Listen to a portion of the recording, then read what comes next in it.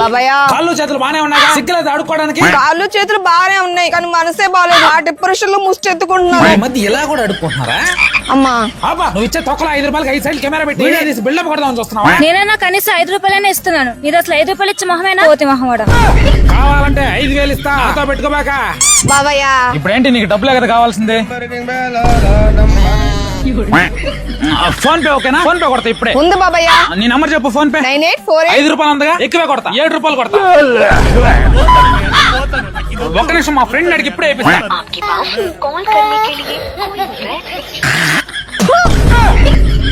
నీకు చెప్పులు లేవు కదా, చెప్పులు ఇచ్చేదా? ఇదో చెప్పులు తీసుకో.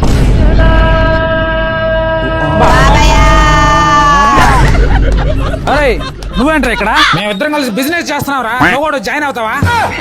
చేస్తానా?